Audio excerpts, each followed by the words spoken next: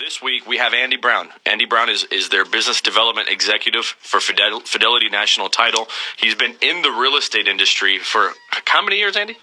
19, going on 20. 19, man. Well, welcome to the show, Andy. We're very, very happy that you could join us today. Thanks, Andre. We're going to be focusing today's show on title, and really, it's things you didn't know to ask. Mm-hmm. The importance of title, how title affects your community. Who pays for title?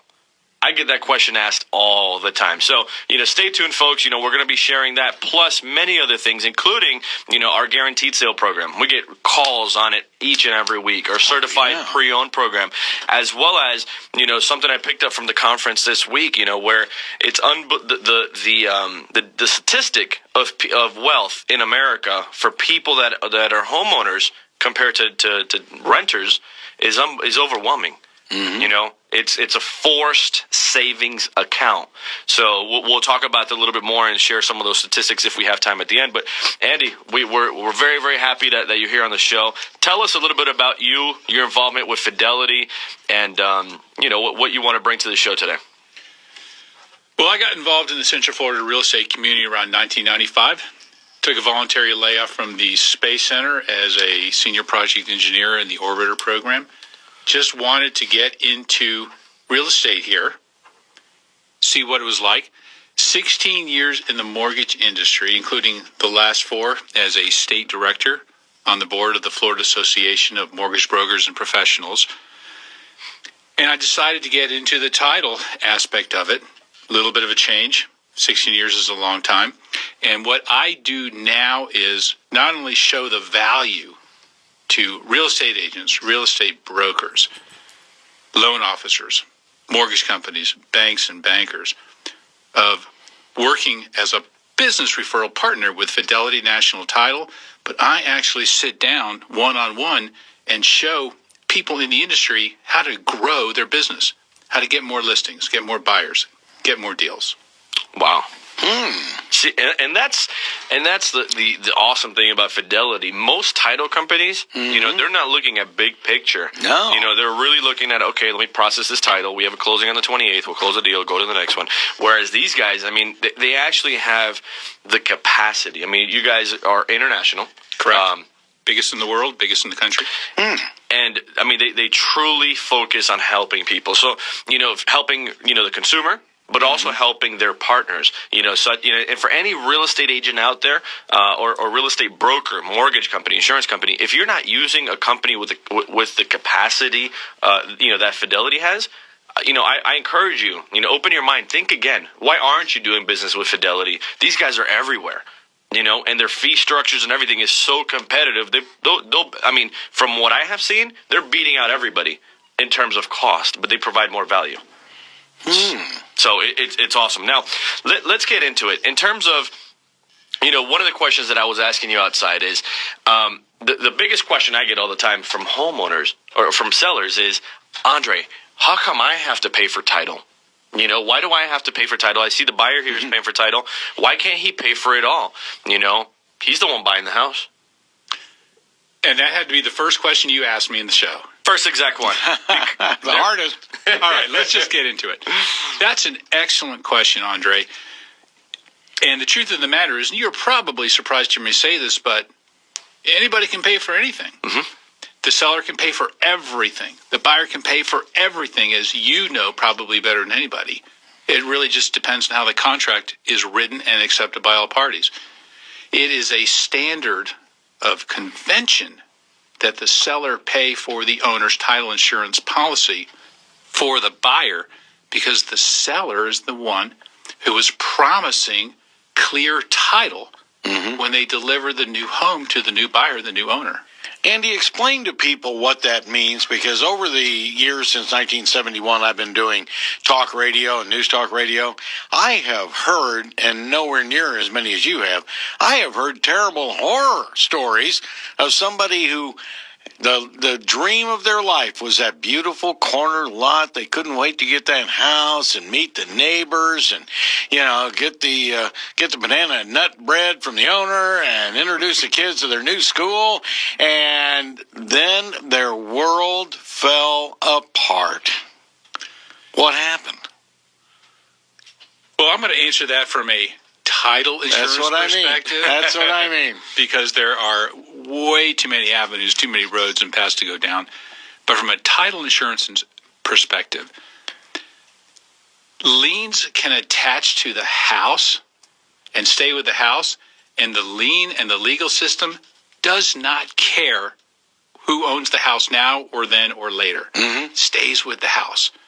So if somebody owes a pool contractor $50,000 and somehow manages to sell that house and you don't know about it, guess who owes the pool contractor? Yeah, Mr. Current Buyer. owner. Exactly.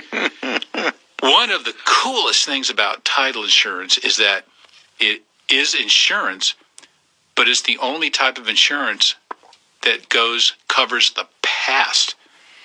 If you buy automobile insurance, if you buy homeowners insurance, you pay on a monthly basis, and that covers anything that happens in the future, right? Title insurance covers the past from the moment you own that house back. And it's a one-time fee for the life of the ownership of that home. For the the what you get out of it. You know, you can actually sleep at night knowing that someone's not going to call you in the middle of the night saying, "Hey, you sold me something that, didn't have clear title," or blah, blah, blah. Just a one-time payment. And you said something that was very important, and I want to reference that again. It's a standard in this area, and it goes by areas. Like, you guys do business all over the world, a lot in North America, in America. So I'm sure you guys have to deal with this on every single contract. Sometimes, it's the norm, say in maybe South Florida. It may be the norm there. Whereas here it's not the norm, or in Alaska, or can you talk a little bit about that?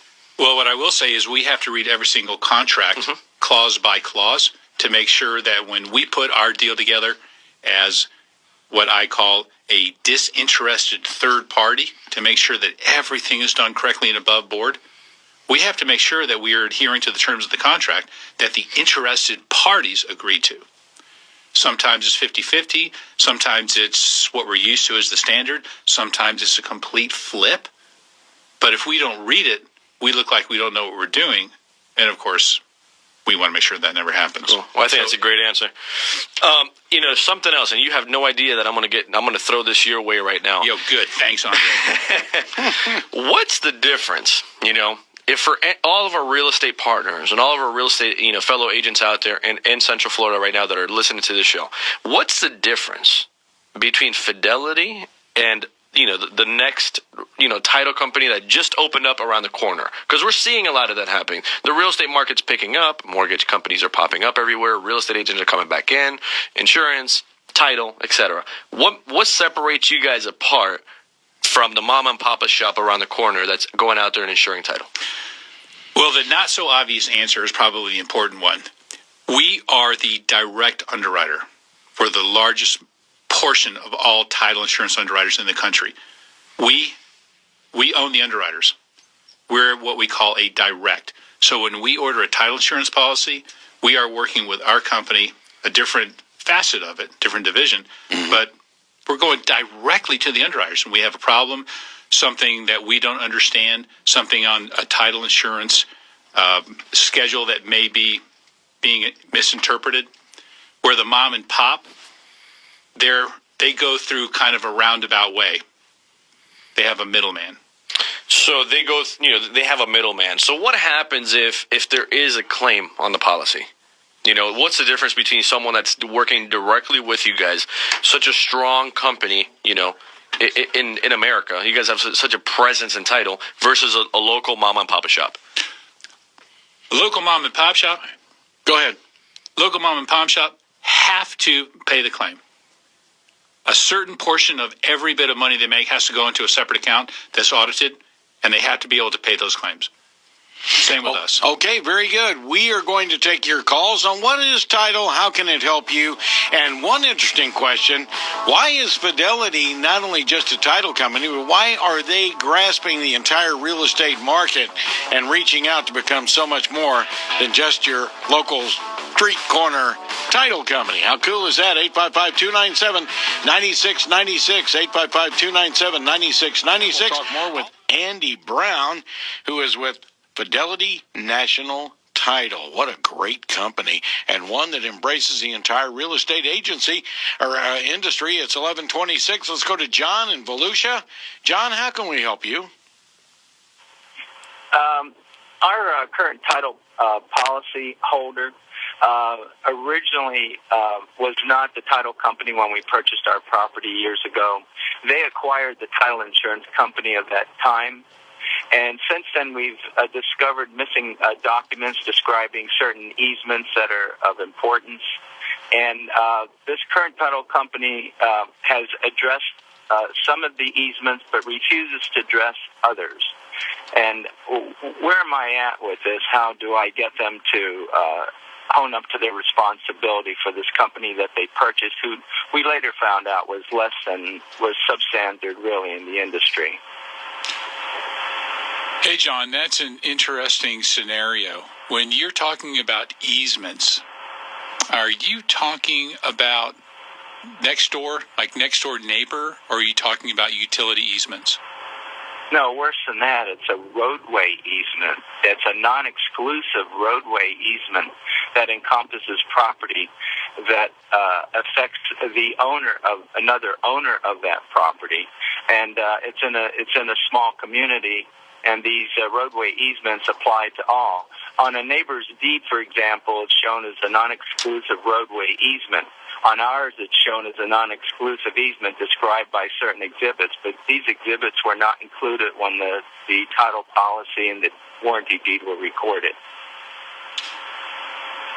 That sounds a little complicated to do over the air, but it does sound very intriguing. What I'd really like to do is have the producer get your information, and let's talk maybe Monday. Oh, okay. Let me get a few more details on that. Appreciate it. So, John, hang tight. We're going to put you on hold for just a second. Scott, our producer, is going to take your name, number, and email if you can provide that, and Andy will contact you Monday. Okay? Thanks, John. Hey, John. Okay, we're down to 2 minutes before news, traffic, and weather, so let's make the best of it. You can call these gentlemen at 855-297-9696, 855-297-9696. That phone call right there kind of brings it all together, doesn't it, Andy? It sure does. And if I have another minute, I wanted to mention another really unseen and unknown benefit to title insurance is we are the last line of defense against mortgage and real estate fraud. Essentially, anything that doesn't smell right, doesn't look right, doesn't feel right, it is our obligation and responsibility to bring it to the forefront. How often do you get involved? It sounds like some of this may have something to do with surveying. Huh? How often do you have to get involved with the surveyor and say, because like in Lake County, some of the areas, we experienced it in our own family, some of the areas, the lines are moved. Sometimes the county has 2 or 3 plats for the same piece of property because groves used to expand or condense kind of on, I'll let John, have this Grove Road this year, and I'll use that one. And so when we bought a house, changed it from a grove into a residential neighborhood, we went through all kinds of hell. We get involved a lot more when people want to save $200 or $300 and not get a new survey. Oh God, that's when the problems really arrive. And if somebody doesn't get a new survey, we're not going to issue the protection. That's where the problem comes up. Mm-hmm. And they're always looking for a scapegoat. But lines change all the time, as you know from personal experience. It's very strange in Florida. A line is not a line because they used to change Grove Roads all the time, and that was just kind of Whitaker's property or whoever's. Exactly. And then everybody just knew it, All right, we're going to take a break. We're going to come back after news, traffic, and weather. You want to join us at 855-297-9696. We'll be back.